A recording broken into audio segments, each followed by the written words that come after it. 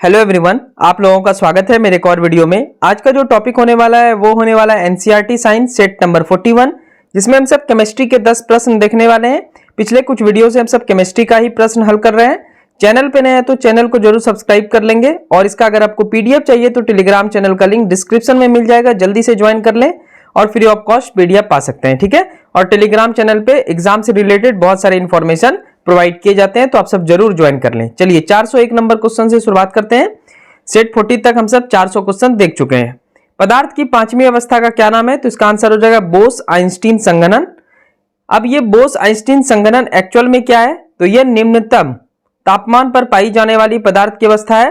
पिछले वीडियो में मैं आपको बताया था कि पदार्थ का 5 अवस्था है, जिसमें ठोस, द्रव, गैस, प्लाज्मा, और पांचवा जो अवस्था है इसका नाम है बोस आइंस्टाइन। तो प्लाज्मा अवस्था सबसे उच्चतम तापमान पर पाए जाने वाला अवस्था है, जबकि सबसे निम्नतम तापमान अगर पूछेगा तो आप बोस आइंस्टाइन संघनन को टिक करेंगे। यह परम शून्य ताप के निकट पाई जाने वाली पदार्थ की अवस्था है। आपको याद है मैं पिछले वीडियो में परम शून्य ताप भी पढ़ा चुका हूं, जिसका वैल्यू 0 डिग्री केल्विन होता है और -273.15 सेल्सियस होता है। ठीक है, 1924-25 में बोस आइंस्टाइन के बारे में सबसे पहले एस.एन. बोस एवं आइंस्टीन ने इसका सिद्धांत दिया। इन्हीं के नाम पे पड़ा है बोस आइंस्टाइन। इसका घनत्व अति न्यूनतम होता है, वायु की तुलना में 10 लाख तक कम हो सकता है। ठीक है, तो पदार्थ की पांचवी अवस्था बहुत बार एग्जाम में आ चुका है। आंसर हो जाएगा बोस आइंस्टीन संघनन। क्वेश्चन नंबर 402, पदार्थ की पांचवी अवस्था बोस आइंस्टाइन संघनन के कुछ उदाहरण बताइए। तो बोस आइंस्टाइन संघनन के उदाहरण द्रव हीलियम। अब ये द्रव हीलियम का क्या काम है? तो गोरिल्ला गिलास इसी पद्धति का बना होता है। आप सब मोबाइल फोन में गोरिल्ला गिलास जरूर लगाते होंगे। तो गोरिल्ला गिलास किसका बना होता है? द्रव हीलियम का। और ये द्रव हीलियम क्या है? बोस आइंस्टीन संघनन। ठीक है, सुपर कंडक्टर, इसमें ऊर्जा का क्षय नहीं होता है। हीलियम 4, सुपर फ्लूइड, ये सब आप नाम याद रखेंगे। नोट में मैं एक चीज लिखा हूं, इसको समझिए। -186 डिग्री सेल्सियस पर द्रव हाइड्रोजन में परिवर्तित होता है। यह पदार्थ बोस आइंस्टाइन के रूप में आ जाता है। ठीक है, -186 डिग्री सेल्सियस की बात हो रही है। इसमें द्रव जो है वो हाइड्रोजन में बदल जाता है, और तब यह क्या बन जाता है? पदार्थ बोस आइंस्टाइन के रूप में बन जाता है। ठीक है, क्वेश्चन नंबर 403, तत्व क्या है? तत्व पदार्थ का शुद्धतम रूप है। इसका सूक्ष्म कण परमाणु है। ठीक है, चलिए तत्व के बारे में और भी बहुत कुछ जान लेते हैं हम सब। वर्तमान में कुल 118 तत्व पाए जाते हैं, जिसमें 94 प्राकृतिक रूप से पाए जाते हैं और 24 प्रयोगशाला में बनाए गए हैं। प्रथम यानी पहला कृत्रिम तत्व जिसे प्रयोगशाला में बनाया गया, उसका नाम टेक्नीशियम है। ये सब प्रश्न बहुत बार आया है। तत्व शब्द का प्रयोग सबसे पहले रॉबर्ट बॉयल ने किया था। तत्व शब्द को परिभाषित सबसे पहले लेवोजियर ने किया था, और लेवोजियर को ही रसायन शास्त्र का पिता भी कहा जाता है। तो ये पीरियोडिक टेबल में एक बार फिर से बताऊंगा आप सबको सही ढंग से, तो उस टाइम आप सब पढ़ेंगे। लेकिन एलिमेंट क्या होता है? तो एलिमेंट पदार्थ का शुद्धतम रूप है, जिसको आप तोड़ नहीं सकते हैं। जैसे H2O में H2O एक यौगिक है। ठीक है, H2O का मतलब जल हो गया। जल में हाइड्रोजन और ऑक्सीजन से मिलकर जल बनता है। लेकिन अगर आप दोनों को अलग करना चाहें तो H अलग हो जाएगा, O अलग हो जाएगा। लेकिन H में क्या अलग करेंगे? तो H क्या हुआ? हाइड्रोजन क्या हुआ? ये एक तत्व हुआ। O में आप स्पेशली क्या अलग करेंगे? कुछ नहीं अलग कर सकते हैं, तो O क्या हो जाएगा? ये भी तत्व हो जाएगा। ठीक है, यानी तत्व को तोड़ा नहीं जा सकता है, ये पदार्थ का शुद्धतम रूप होता है। तो ये सब कुछ फैक्ट्स हैं, याद रखेंगे आप सब। क्वेश्चन नंबर 404, पृथ्वी के भूपर्पटी पर पाए जाने वाला सबसे अधिक तत्व कौन सा है? तो इसका आंसर हो जाएगा ऑक्सीजन 46.6%। उसके बाद सिलिकॉन का पारी आता है 27.7%। फिर है एल्युमिनियम 8%। फेरस मतलब लोहा 5%।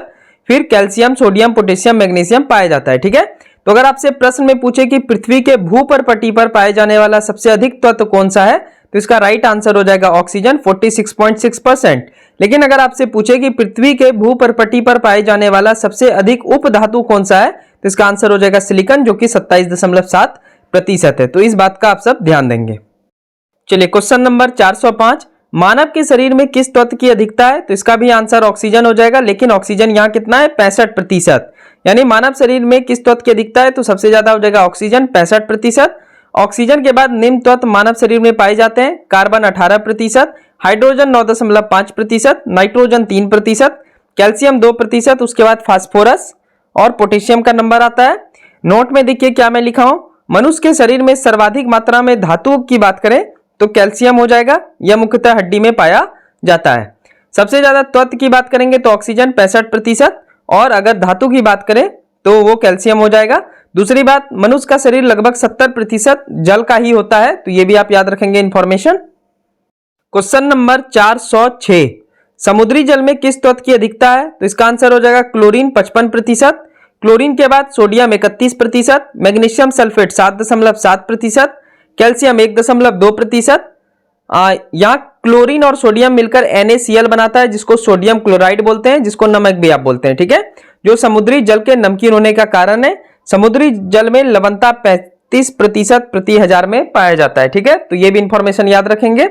समुद्री जल में तत्व देख लिए हम सब, मानव शरीर में तत्व देख लिए, पृथ्वी के भूपटपटी पर तत्व देख लिए, ठीक है, और तत्व क्या होता है ये भी हम सब इस पूरे 6 क्वेश्चन में देख लिए, ठीक है। चलिए बढ़ते हैं 407वें प्रश्न की ओर। चलिए नेक्स्ट क्वेश्चन 407, समुद्री जल की कठोरता किसके कारण होता है? तो इसका आंसर हो जाएगा मैग्नीशियम और कैल्शियम। समुद्र में जल की कठोरता 2 प्रकार का होता है, अस्थायी कठोरता और स्थायी कठोरता। अस्थायी कठोरता अगर पूछेगा तो इसमें कैल्शियम और मैग्नीशियम के बाइकार्बोनेट घुले होते हैं, इनकी कठोरता को उबालकर दूर करेंगे। वहीं स्थायी कठोरता की बात करें तो इसमें कैल्शियम और मैग्नीशियम के क्लोराइड और सल्फाइड घुले होते हैं, वहां बाइकार्बोनेट घुले होते हैं, जबकि स्थायी कठोरता में क्लोराइड और सल्फाइड घुले होते हैं। एक सूत्र याद रखेंगे आप सब, कैल्शियम बाइकार्बोनेट का सूत्र होता है CaHCO3 2, ठीक है। बढ़ते हैं अगले प्रश्न की ओर 408, समुद्री जल में अस्थायी कठोरता दूर करने के उपायों पर चर्चा करें। अस्थायी कठोरता दूर करने के उपाय, तो देखिए पहला उबाल कर आप दूर कर सकते हैं, दूसरा क्लार्क विधि, इसमें सोडियम हाइड्रोक्साइड डालकर उबालते हैं। सोडियम हाइड्रोक्साइड का सूत्र क्या होता है? NaOH, याद रखेंगे। मैग्नीशियम बाइकार्बोनेट का सूत्र क्या होता है? MgHCO3 2, ठीक है। चलिए प्रश्न संख्या 409, समुद्री जल में स्थायी कठोरता दूर करने के उपायों पर चर्चा करें।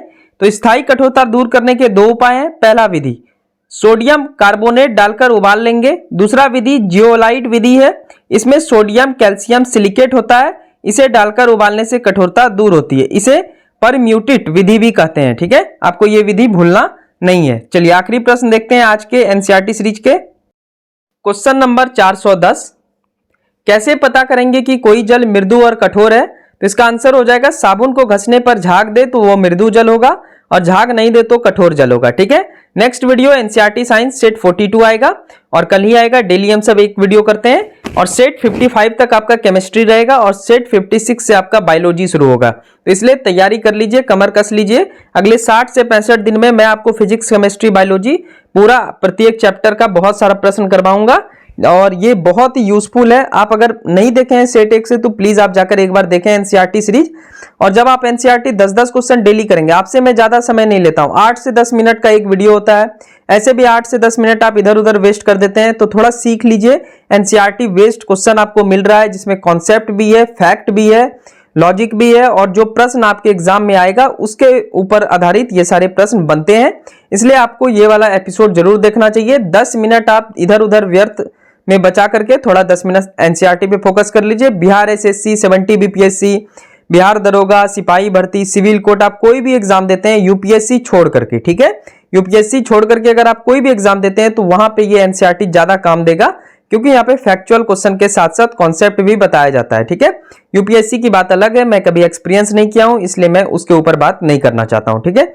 ईमानदारी पूर्वक रहता हूं, तो ईमानदारी पूर्वक बात करते हैं हम सब। चलिए मिलते हैं नेक्स्ट वीडियो में। वीडियो पसंद है तो जरूर चैनल को सब्सक्राइब कर लेंगे और एक लाइक कर लेंगे। Thank you so much.